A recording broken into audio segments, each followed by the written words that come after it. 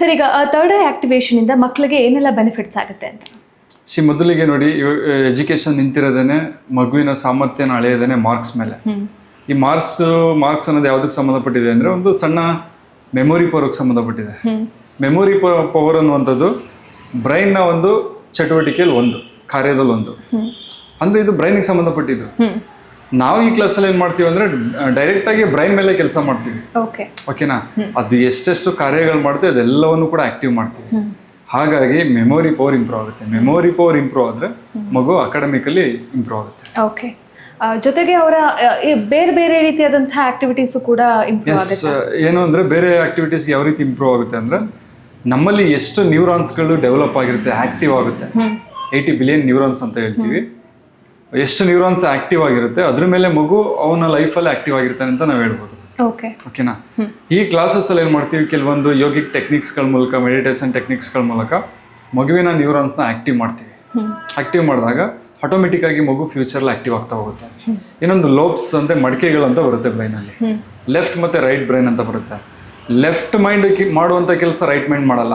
ಯಾವಾಗ left mind ಕೆಲಸ ಮಾಡ್ತಾ ಇರುತ್ತೆ ರೈಟ್ ಬ್ರೈನ್ ಆಫ್ ಆಗಿರುತ್ತೆ. ರೈಟ್ ಬ್ರೈನ್ ಯಾವಾಗ ಆಕ್ಟಿವ್ ಆಗಿರುತ್ತೆ ಲೆಫ್ಟ್ ಬ್ರೈನ್ ಸ್ವಲ್ಪ ಕೆಲಸ ಕಡಿಮೆ ಮಾಡ್ತಾ ಇರುತ್ತೆ. ಅಂದರೆ ಎರಡು ಒಂದೊಂದು ದಿಕ್ಕಲ್ಲಿ ಹೋಗ್ತಾ ಇರುತ್ತೆ.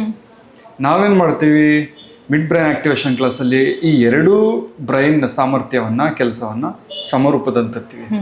ನೀವು ಉದಾಹರಣೆಗೆ ಇವನು ಸಮಚಿತ್ತ ಮನುಷ್ಯ ಅಂತ ನಾವು ಹೇಳ್ತೀವಿ.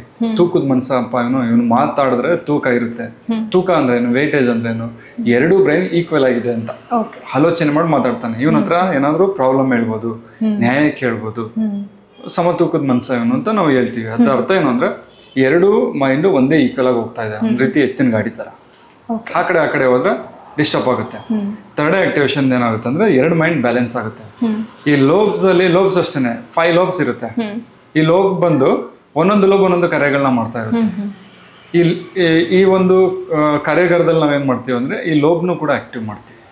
ಹಾಗಾಗಿ ಏನಾಗುತ್ತೆ ಅಂದ್ರೆ ಮಗು ಎಲ್ಲ ವಿಷಯದಲ್ಲೂ ಕೂಡ ಅಭಿರುಚಿಯನ್ನ ಬೆಳೆಸ್ಕೊಳ್ಳೋದಕ್ಕೆ ಸ್ಟಾರ್ಟ್ ಮಾಡುತ್ತೆ. ಇಲ್ಲ ಅಂದ್ರೆ ಏನಾಗುತ್ತೆ ಅಂದ್ರೆ ತುಂಬಾ ಚೆನ್ನಾಗಿ ಸ್ಪೋರ್ಟ್ಸ್ ಅಲ್ಲಿ ಇರ್ತಾನೆ, ಓದಲ್ಲ.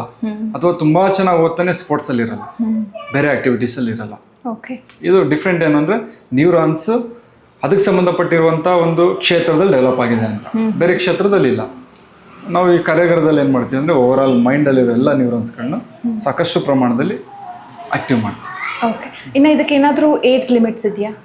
ಎಸ್, ನಾವು ಇದನ್ನ 5 ಇಂದ 17 ಒಳಗಡೆ ಚಿಲ್ಡ್ರನ್ಸ್ ಅಂತ ನಾವು ತಗೊಳ್ತೀವಿ. ಆಫ್ಟರ್ 17 ಇಂದ 65 ಒಳಗಡೆ ಅಡಲ್ಟ್ಸ್ ಅಂತ ತಗೊಳ್ತೀವಿ. ಪ್ರಾಕ್ಟೀಸಸ್ ಬೇರೆ ಇರುತ್ತೆ, ಮತ್ತೆ ಟೈಮ್ ಮತ್ತೆ ಡ್ಯೂರೇಷನ್ ಕೂಡ ಬೇರೆ ಇರುತ್ತೆ. ಇಬ್ಬರಿಗೂ ರಿಸಲ್ಟ್ ಬರುತ್ತೆ. ಏನೀಗ ಥರ್ಡ್ ಐ ಆಕ್ಟಿವೇಶನ್ ಟೀಚಿಂಗ್ ಕೋರ್ಸ್ನ ನೀವು ಇಂಟ್ರೊಡ್ಯೂಸ್ ಮಾಡ್ತಾ ಇದ್ದೀರಾ, ಅದ್ರ ಬಗ್ಗೆ ಹೇಳೋದಾದ್ರೆ? ಒಂದು, ನಾನು ಕ್ಲಾಸ್ ತಗೊಂಡು ಮಕ್ಕಳಿಗೆ ಹೇಳ್ಕೊಡ್ತೀನಿ ಅನ್ನೋ ಒಂದು ಆಸಕ್ತಿ ಇದ್ರೆ ಈ ಕ್ಲಾಸ್ ಓಕೆ ಅವ್ರಿಗೆ. ಇಲ್ಲ ಸುಮ್ಮನೆ ನಾನು ಅಟೆಂಡ್ ಮಾಡ್ತೀನಿ ಏನು ವಿಷಯ ಇದೆ ಅಂದರೆ ಬೇಡ, ನಮ್ಮದು ಟೈಮ್ ವೇಸ್ಟ್ ಮಾಡೋದು ಬೇಡ. ಮತ್ತು ಸರ್ ನನಗೆ ನಂಬಿಕೆ ಇಲ್ಲ ಅಟೆಂಡ್ ಮಾಡ್ಬೋದಾ, ಅವ್ರಿಗೂ ಬೇಡ. ನಂಬಿಕೆ ಇರೋರು ಮಾತ್ರ ಅಟೆಂಡ್ ಮಾಡಿ. ಯಾಕೆ ಅಂದರೆ ನಮ್ಮ ಸದ್ಯಕ್ಕೆ ನಮಗೂ ಟೈಮ್ ಇಲ್ಲ. ನಂಬಿಕೆ ಇದ್ದರೆ ನೀವು ಅಟೆಂಡ್ ಮಾಡಿ ಕ್ಲಾಸಸ್ ಮಾಡ್ಬೋದು. ಕ್ಲಾಸಸ್ ಮಾಡೋದಕ್ಕೆ ಏನು ಸಹಾಯ ಬೇಕು ನಾವು ಮಾಡ್ತೀವಿ. ಒಂದು ಬ್ಯಾಚ್ ನೀವೇನಾದರೂ ಮಾಡಿದ್ರೆ ನಾವು ನಿಂತು ಜೊತೆಲಿ ಗೈಡ್ ಮಾಡ್ತೀವಿ, ರಿಸಲ್ಟ್ ಬರೋ ರೀತಿ ಮಾಡ್ತೀವಿ. ಮೈಂಡ್ ಆಕ್ಟಿವೇಶನ್ ಆಗಿದೆ ಅಂತ ಹೆಂಗೆ ಗೊತ್ತಾಗುತ್ತೆ ಸರ್? ಕಲರ್ ಹೇಳುತ್ತೆ. ಕಲರ್ ಹೇಳಿದ್ರೆ ಎನಫ್, ನ್ಯೂರಾನ್ಸ್ ಎಲ್ಲ ಆಕ್ಟಿವ್ ಆಗಿದೆ. ಇನ್ನು ಓದಬೇಕು, ಸೈಕ್ಲಿಂಗ್ ಮಾಡೋ ಅದೆಲ್ಲ ಅವಶ್ಯಕತೆ ಇಲ್ಲ. ಒಂದು ಕಲರ್ ಹೇಳ್ತಾ ಇದೆಯಾ, ದಟ್ಸ್ ಎನಫ್, ಆಕ್ಟಿವ್ ಆಗಿದೆ. ಇನ್ನು ಫ್ಯೂಚರಲ್ಲಿ ಡೆವಲಪ್ ಆಗ್ತಾ ಹೋಗುತ್ತೆ. ಓಕೆ, ಇನ್ನು ಈ ಕೋರ್ಸ್ ಯಾವಾಗಿಂದ ಸ್ಟಾರ್ಟ್ ಆಗ್ತಾ ಇದೆ? ಈಗ ಆಲ್ರೆಡಿ 3 ಬ್ಯಾಚ್ ಕಂಪ್ಲೀಟ್ ಆಗಿದೆ. ಕರ್ನಾಟಕದಾದ್ಯಂತ ಸಾಕಷ್ಟು ವಿದ್ಯಾರ್ಥಿಗಳು ಕಲಿತು ತಮ್ಮ ಕ್ಲಾಸ್ನ ಅನೌನ್ಸ್ ಮಾಡಿದ್ದಾರೆ ಆಲ್ರೆಡಿ. ಅದು ತುಂಬಾ ಖುಷಿ ಆಗ್ತಾ ಇದೆ ನಮಗೆ. ಈಗ ನೆಕ್ಸ್ಟ್ ಬ್ಯಾಚ್ ಬಂದು ಈ ಮಂತ್ 16ರಿಂದ ಶುರು ಆಗ್ತಾ ಇದೆ. 4 days ಆನ್ಲೈನ್ ಕ್ಲಾಸ್ ಇರುತ್ತೆ.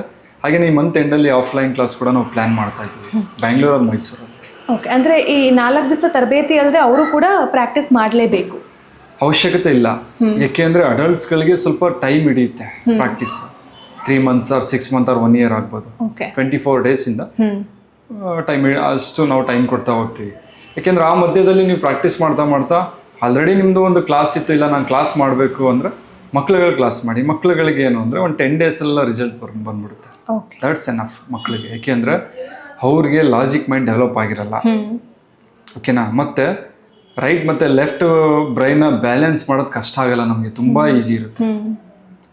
ಬಟ್ ಅಡಲ್ಟ್ಸ್ಗೆ ತೊಂದರೆ ಆಗುತ್ತೆ. ಅಡಲ್ಟ್ಸ್ಗೆ ಏನಕ್ಕೆ ತೊಂದರೆ ಅಂದರೆ ಅವರು ಕೆಲ್ಸಕ್ಕೆ ಹೋಗಬೇಕು, ಲೈಟ್ ಬಿಲ್ ಕಟ್ಟಬೇಕು, ಹಾಗೆ EMI ಕಟ್ಟಬೇಕು, ಕೆಲಸ ಮಾಡ್ಬೇಕು, ಜೊತೆಲಿ ಟೆನ್ಷನ್ ಇರುತ್ತೆ, ನೂರಾರು ಟೆನ್ಷನ್ ಮಧ್ಯದಲ್ಲಿ ಜೀರೋ ಸ್ಟೇಟ್ ಆಫ್ ಮೈಂಡ್ಗೆ ಹೋಗ್ಬೇಕು ಅವರು ಹೋಗಲ್ಲ. ಒಂದು ಸೀಕ್ರೆಟ್ ಏನು ಅಂದರೆ ಇದು ಹೆಂಗ್ ವರ್ಕ್ ಆಗುತ್ತೆ ಅಂದರೆ ನೋ ಮೈಂಡ್. ಯಾವಾಗ ನಿಮಗೆ ಮನಸ್ಸಿರಲ್ಲ, ಜೀರೋ ಸ್ಟೇಟ್ ಆಫ್ ಮೈಂಡಲ್ಲಿ ಇರುತ್ತೆ ನಿಮ್ಮ ಮನಸ್ಸು, ಅವಾಗ ಥರ್ಡ್ ಆಕ್ಟಿವೇಶನ್. ಓಕೆನಾ, ಮಕ್ಳುಗಳು ಯಾವಾಗಲೂ ಜೀರೋ ಸ್ಟೇಟ್ ಆಫ್ ಮೈಂಡಲ್ಲಿ ಇರ್ತಾರೆ. ಇನ್ನೊಂದು ಅರ್ಥ ಏನಂದರೆ ಪ್ರೆಸೆಂಟ್ನೆಸ್ಸಲ್ಲಿ ಇರ್ಬೇಕು ನಾವು, ಪ್ರೆಸೆಂಟಲ್ಲಿ ವಾಸ್ತವದಲ್ಲಿ ಇರಬೇಕು, ಅರಿವಿನಿಂದ ವಾಸ್ತವದಲ್ಲಿ ಮಾಡುವ ಕೆಲಸದ ಮೇಲೆ ನಮಗೆ ಅರಿವಿರಬೇಕು ಅಟ್ ಪ್ರೆಸೆಂಟು. ಅವ್ರಿಗೆ ತುಂಬ ಚೆನ್ನಾಗಿ ವರ್ಕ್ ಆಗುತ್ತೆ.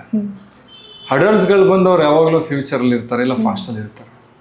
ಲಾಜಿಕ್ ಮೈಂಡು ಆಕ್ಟಿವ್ ಆಗಿರುತ್ತೆ ಅವ್ರಿಗೆ ಹೆಚ್ಚಾಗಿ, ಆಕ್ಟಿವ್ ಆಗಿರುತ್ತೆ. ಫ್ಯೂಚರ್ ಫಾಸ್ಟಲ್ಲಿ ಇರ್ತಾರೆ. ಯಾವಾಗ ಫ್ಯೂಚರ್ ಫಾಸ್ಟಲ್ಲಿ ಇರಲ್ಲ, ನೀವು ಪ್ರೆಸೆಂಟ್ನೆಸ್ಸಲ್ಲಿ ಇದ್ದೀರಾ ಅಂತ. ಓಕೆ, ಪ್ರೆಸೆಂಟ್ನೆಸ್ಸಲ್ಲಿ ಇದ್ದಾಗ ಥಾಟ್ಸ್ ಇರಲ್ಲ. ಥಾಟ್ಸು ಇದೆ ಅಂದರೆ ಒಂದು ಫಾಸ್ಟ್ ಇಲ್ಲ ಫ್ಯೂಚರಲ್ಲೇ ಥಾಟ್ಸ್ ಇರುತ್ತೆ, ಅದು ಬಿಟ್ರೆ ಥಾಟ್ಸ್ ಇರಲ್ಲ.